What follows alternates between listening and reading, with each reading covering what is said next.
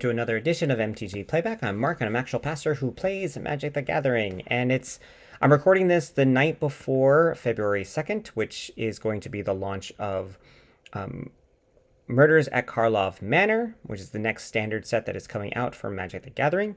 If you are watching it this on Friday, and if you're planning to go to pre-release, I hope it goes really well. I hope you open up all the packs and all the mythics and all the rares that you want, and it goes really, really well at your local gaming store. I'm hoping to go as well to mine to play in the afternoon sealed version with my 11-year-old son, so hopefully that goes well. So this whole series is where I play a game on Arena and then talk about it afterwards. The whole goal of this is so that I get better. By reflecting on what I've done, I get better going forward. So maybe I can use these skills and these thoughts at the pre-release that I'm hoping to go to later today. So this is my opening hand. My opponent's going to go first, which means I'm on the draw, which means I'll get a card. And as you can see, I get plenty of 1-drops, but I don't have the right land. I've got one land, and this is just gross. So I'm going to mulligan and see what happens next. 2 lands, not much better. Right, so I'm going to go down a card. I am going to get a card like from a draw, so I'm kind of hopeful for that, which is probably why I decided to toss out the Experimental Augury, which is my card draw engine. I do not draw a land. A land would have been happy. So I'm going to put down the Crawling Chorus, and then they do a response with a Consider. So I'm not quite sure exactly yet what deck they are playing. Maybe you do. But I got something on the board. Here comes Ledger Shredder, so they've got a blocker all of a sudden in the face. So now I'm deciding, okay, what do I do? I know that it's going to be, I can't destroy a 1/3 creature. So I decide to throw it back in its hand. I just scry, see what I got. It's a land. All right, so I need land, so I won't miss my land drop at last. But I'm thinking back, it's probably the wrong move to make. What I should have done is realize that they're going to have a blocker, knowing I have a way of getting rid of it. And instead of doing that, then I should have been starting to build out a board. So a Skrelv's Hide in that case would have made a bigger difference, because then at this turn I would have generated a token. It's a little slow, but I start getting things on the board. I decided to do the Skrelv Hive now, just for the fun of it, and get rid of the Ledger Shredder again. Did this in the wrong order. If I was going to play 2 spells, I should have done it this way. This way they get another, they get to go through their cards. I decided to keep Skrelv on top as a way of getting around any of their blockers, and then attack. So I get them to choose Toxic, but I think I'm in trouble. First response then is that they immediately cast Monastery Mentor, but they did miss a land drop. Not quite sure what that's doing, but here's where, a Fading Hope would have made a big, big difference, right? Getting it off the board. I don't have that right now. So I decided to play another Skrelv Hive. I decided to play my Skrelv. And then I'm stuck though, right? Like if I had another thing, I could have snuck in for 2 damage. Now here comes another Monastery Mentor, and they didn't miss their land drop this time. I don't have any blockers. I have several creatures with Summoning Sickness. I'm behind at least a turn. I decide not to block. Use my life as a resource, which is fine. But I'm not getting damage in. Like, right, I'm losing life. I'm generating tokens, but I'm not getting damage in. I'm not getting poison counters in.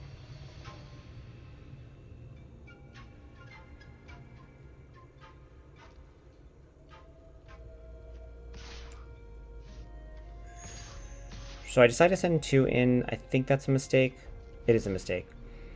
I think my mental process there, especially while targeting the token, was that if they do have something to get rid of it, Fading Hope or something, that maybe 1 could sneak in.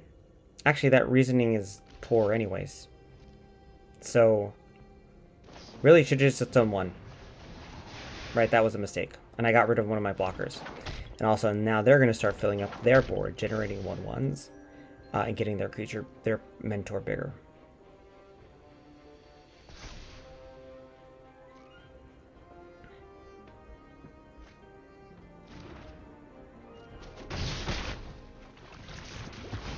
So at this point, if I had played it right, I probably would have been able to get them to 5 poison at this point, which means on my next turn, as long as they don't do anything fun, I could then, if they had 5 creatures on the board, I could then, excuse me, get a land drop and clear their board.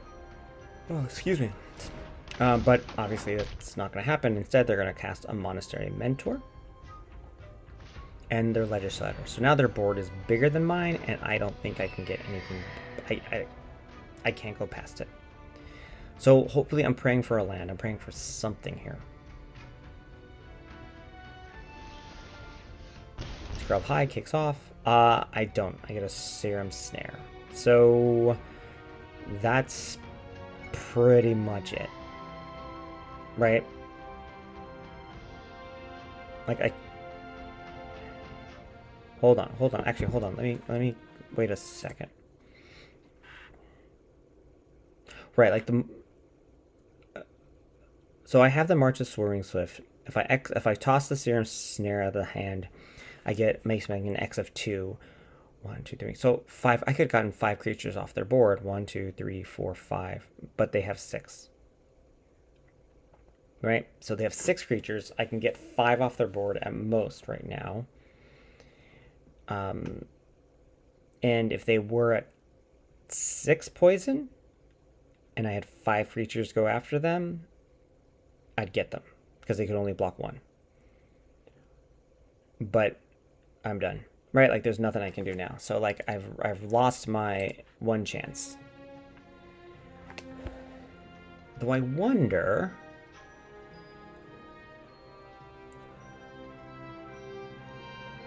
Oh, excuse me.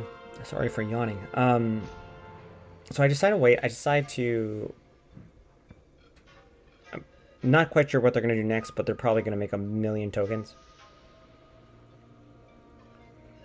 And I don't have any board wipe in this deck. I don't have much in this deck, so I'm not quite sure what I'm even waiting for. So smarter choice would just be to scoop and walk away, but I decided not to because I need the content, and also I'm curious, right? I want to see what the other deck is going to do. All right, here we go. Now they're going to start filling up the board and making 1,000,000 things.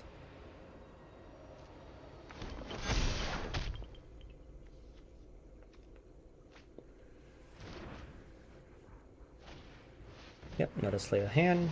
More things.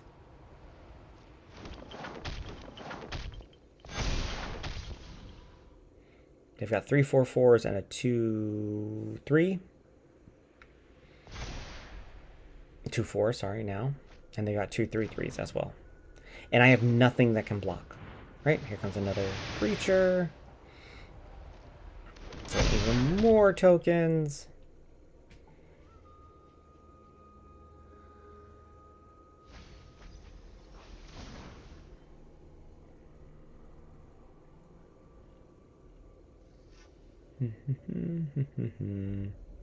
So let's see here. 1, 2, 3, 4, 5, 6, 7, 8, 9, 10, 11. They have 11 tokens, 4 creatures. No, I am dead here, though they're trying to think, what if I have something in my hand?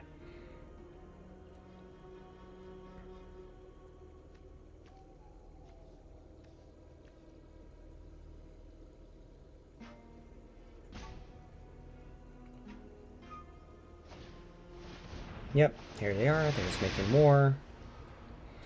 Just to show off, I guess. So they've got a lot of creatures.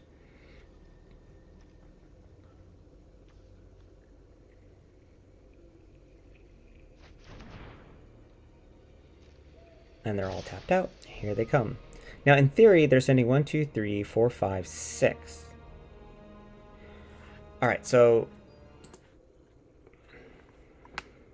I actually could have survived this 1 turn.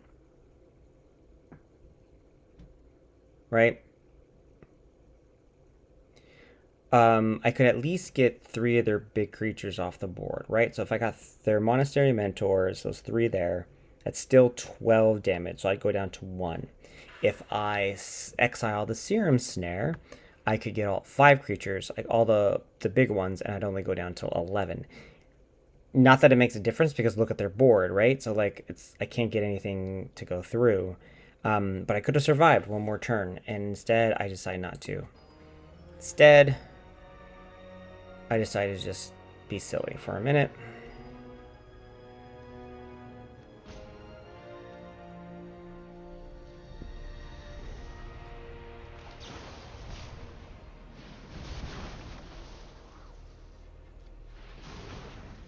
And use my cards just for fun, but really, I didn't even use my cards well.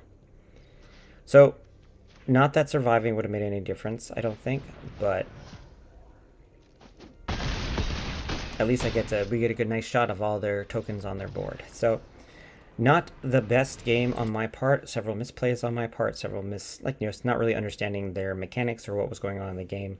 But I think reading through this and talking through it and reviewing it, hopefully it'll stick. So thank you for watching this edition of MTG Playback. Please like and subscribe. Let me know how your pre-releases go of Murders at Karlov Manor, and then I'll see you next time for another episode.